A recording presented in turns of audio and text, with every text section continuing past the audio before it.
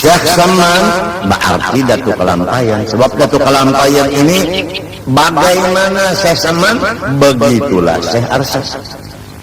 Karena Syekh Arsad murid Syekh Saman.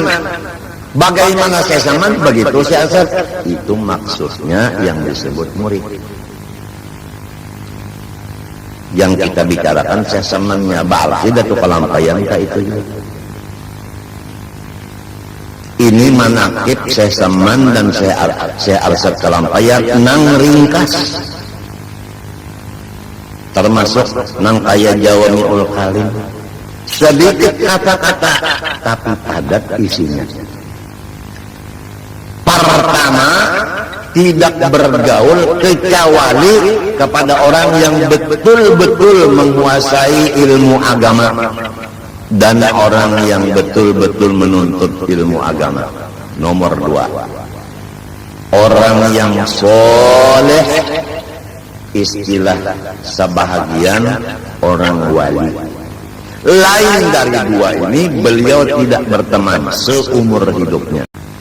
Yang kedua, Syekh Saman sama dengan Syekh Arsad, mengutamakan khalwat dan uzlah daripada bergaul. Jelas? Jelas?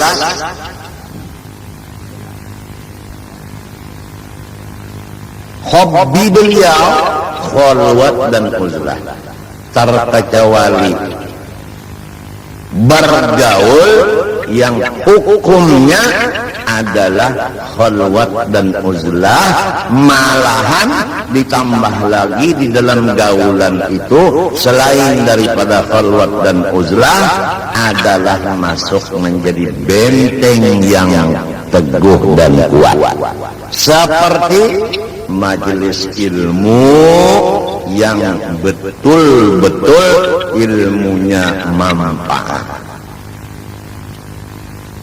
Dan tidak ada di majelis itu yang tidak patut terjadi.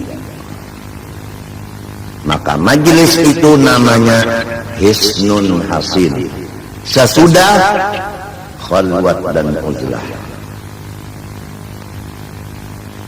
2, berjamaah di dalam sholat dan majelis-majelis lainnya seperti majelis zikir. Ini pun jamaahnya yang betul-betul bersih.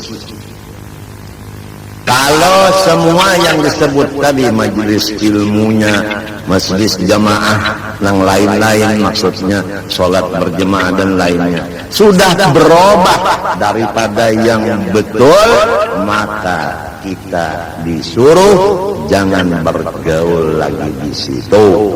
Rasulullah SAW bersabda, la tajtami'u ummati ala dhalalah. Pantangan umatku ikut di dalam majelis yang ada campurannya bid'ah. Jadi jelaslah bahwa diri kita ini taksir mengaji ma'rifat. Oleh sebab itu takut dan harap kepada Allah sangat sedikit. Itu pengakuan kita. Yang kita takuti itu lapar, yang kita takuti haus, yang kita takuti garing, yang kita takuti kurang duit, yang kita takuti macam-macam.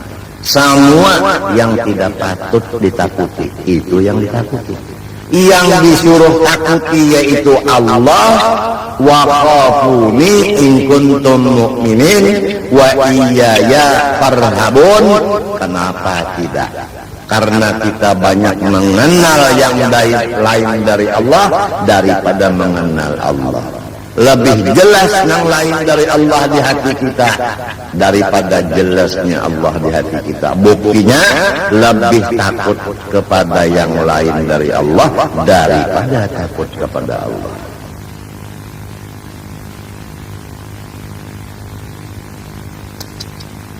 Ada yang takut melepas pekerjaan yang haram, Karena di dalam pekerjaan haram itu adalah pada ringannya, pemakannya. Kalau Bunda lapas, kalau saya lepaskan kerjaan ini gimana saya makan lagi? Padahal kerjaan itu wajib dilepas karena haram, seperti riba dan lain. Yang kedua, kita mengakui taksir, meninggalkan yang dilarang Allah. Buktinya kita kurang menggunakan waktu, mengisi waktu belajar apa-apa yang dilarang Allah. Yang ketiga, kita mengaku taksir, mengerjakan yang disuruh Allah. Buktinya belajar napa-napa yang disuruh Allah, kita kada tapi rajin. Banyak waktu diisi yang bukan daripada yang demikian itu. Asal pengakuan tadi berhasilnya kita bersifat tawadhu. Tapi kalau kita takabur, sebaliknya, kita merasa ma'rifat sudah komplit, merasa takwa sudah sempurna, maka itu namanya orang yang paling jahil. Takwa kepada Allah menjauhkan diri. Karena apa jadi menjauhkan diri? Karena takut. Apa yang dijauhkan? Yaitu yang dilarang oleh Allah. Jadi dasarnya takut dulu kepada Allah, mengaji akan apa-apa yang dilarang Allah, baru bisa melaksanakan ijtinab ma'nahallah anhu. Yang kedua, mengaji dulu sifat-sifat kasih sayangnya Allah. Udah tahu, lalu mengharap. Dengan adanya mengharap, bisa kita mengaji apa yang disuruh Allah, lalu mengerjakannya. Jadi dasarnya meninggalkan yang dilarang Allah karena takut kepada Allah, mengerja yang disuruh Allah karena mengharap akan Allah tadi. Jelas?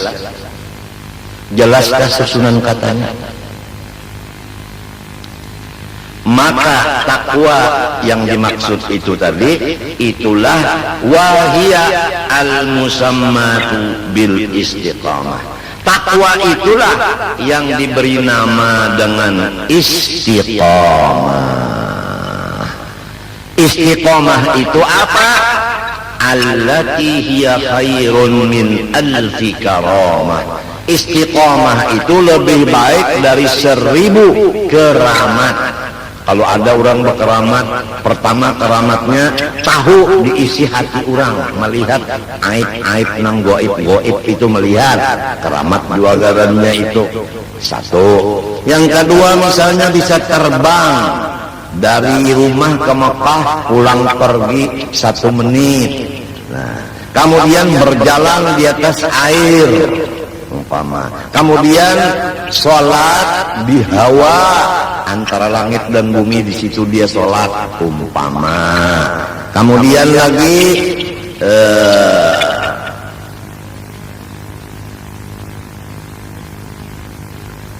besi-besi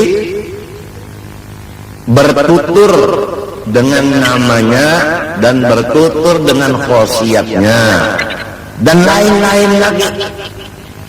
Hitung beberapa keramat dibanding dengan istiqomah, mengerja suruh, menjauhi larang, maka pangkatnya orang yang istiqomah lebih tinggi dari pangkat orang yang punya keramat jutaan itu tadi. Tapi orang awam karena jahil, orang yang istiqomah mengerja suruh, menjauhi larang, tapi tidak ada keramat tadi, dianggapnya yang istiqomah itu belum sampai kepada Allah, belum wasil lagi. Nah, orang yang mempunyai keistimewaan seperti berjalan di atas air dan sebagainya, dianggap orang jahil, orang awam, itu yang sudah wasil kepada Allah. Padahal yang paling besar pangkatnya, yang istiqomah ini. Kalau yang keramat-keramat itu bisa terjadi di diri orang yang masih ada bid'ah. Saya ulangi, keramat-keramat itu bisa terjadi di atas diri orang yang masih bid'ah. Tapi kalau istiqomah jelas itu sudah khalifah Rasulullah.